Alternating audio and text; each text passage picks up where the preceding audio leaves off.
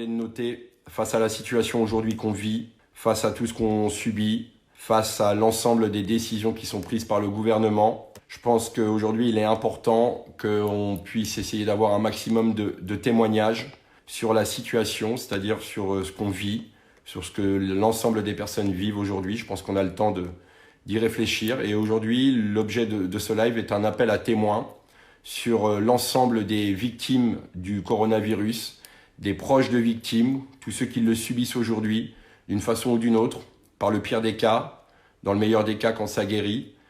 À l'instant, je viens de voir 2 médecins, dont un professeur, qui viennent d'avouer que depuis, ils n'ont pas précisé, un jour ou deux, ils ont commencé à donner le traitement du professeur Raoult à la chloroquine aux malades qui, sinon, auraient été perdus. C'est une excellente nouvelle. Des vies vont être sauvées. Mais il faut aller plus loin. Il faut donner ce traitement à toutes les personnes qui sont malades sans attendre qu'elles soient, entre guillemets, en état critique et en réanimation. Donc vous avez une adresse mail, un appel à témoins, donc témoignage avec un s @coronavictime avec un s.fr. À tous ceux qui aujourd'hui regardent ce live, je vous invite à envoyer un mail à cette adresse pour témoigner de ce que vous vivez, de ce qui se passe dans les hôpitaux, de ce qui se passe dans les familles, de ceux qui ont pu guérir, de ceux qui en décèdent malheureusement, parce qu'apparemment il y en a beaucoup et on ne nous dit pas tout. Les informations ont apparemment du mal à remonter pour éviter de faire ce qu'on appelle des fake news. Quand je dis on ne nous dit pas tout, c'est qu'apparemment en termes d'informations, l'ensemble des informations ont du mal à remonter. Les médecins français, ou en tout cas quelques-uns, commencent à montrer leur intelligence. Il a fallu leur arracher cet aveu. Il y avait un professeur, une urgentiste. C'est une excellente chose. Pendant ce temps-là, le gouvernement continue de mentir. Aujourd'hui, qu'est-ce qui se passe? Aujourd'hui, on vit un véritable scandale d'État en termes de préparation, d'anticipation, d'une crise sanitaire qui aurait pu être prévisible, dont nous avons eu les échos à plusieurs reprises les années passées dans plusieurs pays où des épidémies ont eu lieu, ont su être circonscrits, mais en tout cas qui pouvaient mettre la puce à l'oreille. Aucun stock de masques, aucun stock de gants, aucun stock de lotion hydroalcoolique. Tout ce qui est nécessaire aujourd'hui à pouvoir faire face à la situation, pouvoir protéger tous ceux qui sont sur les lignes de front, c'est-à-dire l'ensemble du personnel hospitalier. Où est le matériel? Qu'est-ce qui s'est passé?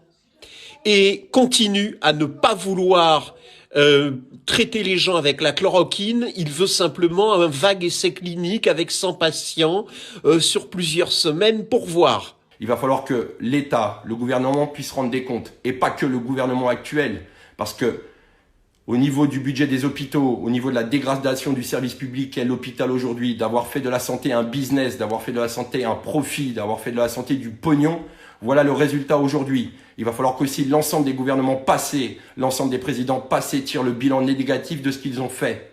Il faut qu'aujourd'hui ils répondent de leurs méfaits, de leurs décisions politiques qui aujourd'hui ont mis à mal l'hôpital public. Et voyez dans quel état aujourd'hui on se trouve. Voyez, on n'a même pas de matériel, même pas de respirateurs. Ce sont des assassins et des irresponsables. Ce sont des incompétents.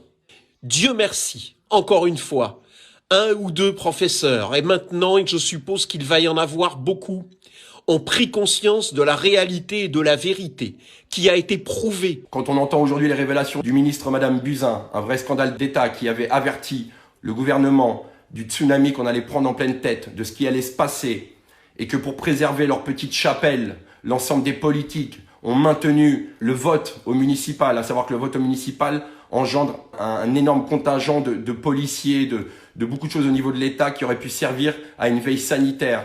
On a envoyé les gens au casse-pipe.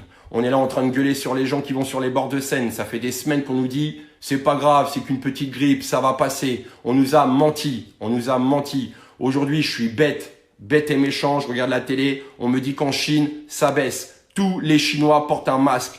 Voilà, relation cause à effet. Ok, j'entends les spécialistes, ça sert à rien. Il y en a même qui disent que le masque refile le virus. Quand tu regardes les Chinois, chaque Chinois a un masque et l'épidémie, elle baisse.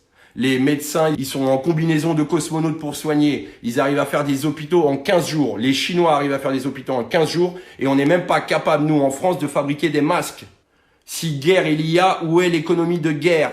Où sont les sociétés qui doivent être destinées uniquement à l'économie de guerre, sur de la fabrication de masques, de gants, de lits d'hôpitaux, de pouvoir soigner les gens quand il y a une vraie guerre. Quand il y a une vraie guerre, à l'origine, Peugeot fabriquait des poivrières et des salières. Ils sont venus à fabriquer soit des chars, soit des obus. Je sais plus, on va réviser notre histoire. Mais ils sont arrivés à fabriquer ça. C'est-à-dire, ils fabriquaient des trucs pour mettre du sel sur la nourriture. Ils sont arrivés à fabriquer des obus pour l'économie de guerre. Où est l'économie de guerre aujourd'hui qui va au profit de l'ensemble du personnel hospitalier?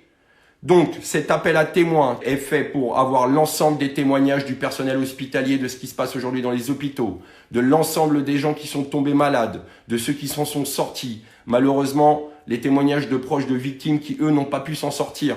Aujourd'hui, sur la télé, un témoignage, un papy de 85 ans qui s'en est sorti, qui reste assez faible.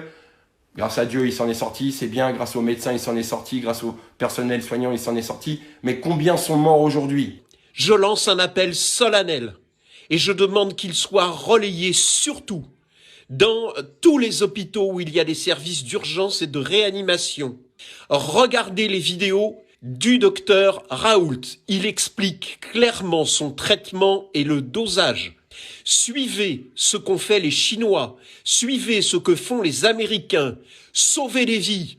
Sauvez des vies. Il y a des centaines de familles aujourd'hui qui dépendent de votre désobéissance par rapport à la bêtise de ce gouvernement criminel. On est aujourd'hui sur un scandale d'État et il faudra que on puisse faire la lumière sur ce qu'il s'est passé avant, sur ce qu'il se passe pendant et surtout sur ce qu'il se passera après. Il va falloir se défendre face à ce qu'on l'a subi. Si aujourd'hui nous sommes enfermés 15 jours et ils vont nous annoncer encore 15 jours de plus, voire même jusqu'au mois de mai, enfin tout ce que je peux entendre, faire un petit peu la conclusion, limite on en aurait jusqu'au mois de mai. C'est pas normal aujourd'hui de subir une situation pareille quand même on voyait ce qui se passait en Italie, dans les autres pays, de ne pas avoir pris les décisions qu'il fallait. Nous avons un président qui se targue d'avoir été élu légitimement. Où est sa légitimité aujourd'hui d'avoir pris les bonnes décisions? Qu'en est-il de sa légitimité aujourd'hui avec son gouvernement d'avoir pris les décisions de mettre les Français dans une situation aujourd'hui sanitaire dégradée et que l'on subit? Maintenant, puisque les Chinois, puisque Donald Trump et puisque dans d'autres pays ça commence aussi, des gouvernements prennent la décision de donner le traitement du professeur Raoult et que le gouvernement français continue à ne pas le faire, à le refuser et à demander des vagues essais cliniques. Le professeur Raoult, il était désespéré. Donc, si vous êtes prêts à témoigner, on va essayer de créer avec un petit groupe, de remonter à la surface l'ensemble des témoignages et de voir ce qu'il peut être fait après, de pouvoir porter la responsabilité de l'ensemble de tous ceux qui nous ont mis à défaut aujourd'hui. Donc il y a une faute absolument gravissime, une faute lourde. Je vous appelle à témoigner. Le gouvernement français et le président de la République sont coupables de crimes contre le peuple français. Il faudra que l'ensemble du gouvernement puisse répondre sur les défauts des décisions politiques, les négligences coupables. Il faudra que les anciens gouvernants puissent répondre du défaut de moyens, de la destruction de l'ensemble du service public hospitalier pour qu'on arrive à ce résultat aujourd'hui. Il faut que l'économie aujourd'hui puisse se mettre au bénéfice du personnel hospitalier, de construire des lits, de construire des respirateurs. On a été capable de donner 1 milliard pour une église. 1 milliard pour une église. Faites vos recherches. Combien coûte un respirateur? À partir de ce prix-là, avec 1 milliard, combien on peut en acheter? Combien de vies on peut sauver? On parle de vie humaine. De vie humaine. Les enfants galèrent à la maison. Les enfants ne vont plus à l'école. C'est quoi cette génération? Il faut vraiment aujourd'hui qu'on puisse agir. Soyons responsables. Soyons solidaires. Ils sont coupables de fautes lourdes dans l'exercice de leurs fonctions. J'en appelle au témoignage de tous ceux qui ont pu vivre le corona, de tous ceux qui sont victimes du corona. Il y a beaucoup de gens qui sont dans l'effort aujourd'hui, il y a beaucoup de gens qui mettent en risque leur vie pour pouvoir continuer à servir l'ensemble de la population française. Courage à eux, ne nous oublions pas, et voilà, j'attends vos témoignages. Le président de la République est passible de l'article 68 de la Constitution et de destitution. Il faudra qu'à un moment donné ou un autre, le gouvernement, le président de la République actuelle, l'ensemble des gouvernants du passé, l'ensemble des présidents de la République du passé puissent répondre aujourd'hui de la négligence coupable dont on les accuse aujourd'hui. Voilà, je les accuse aujourd'hui de négligence qui nous mettent aujourd'hui dans cette situation. Si vous avez été élu légitimement, il fallait prendre les décisions légitimes pour que le peuple français ne se retrouve pas dans cette situation aujourd'hui. En plus d'appeler les soignants à suivre l'exemple des professeurs qui commencent à avouer à la télévision qu'ils désobéissent et qu'ils viennent de commencer à distribuer le traitement du professeur Raoult, je demande la destitution du président Macron et la mise en arrestation du gouvernement de la République française. Il faut organiser des élections. Nous devons nous débarrasser de ces incompétents, meurtriers, qui, depuis 3 ans, ont mis notre pays dans une situation dramatique et qui, par leur confinement, vont provoquer une récession de moins 2%. Vous savez ce que ça veut dire, moins 2%? Plusieurs millions de chômeurs. Alors maintenant, ça suffit. Diffusez comme vous l'avez fait pour la précédente vidéo. Bravo à vous.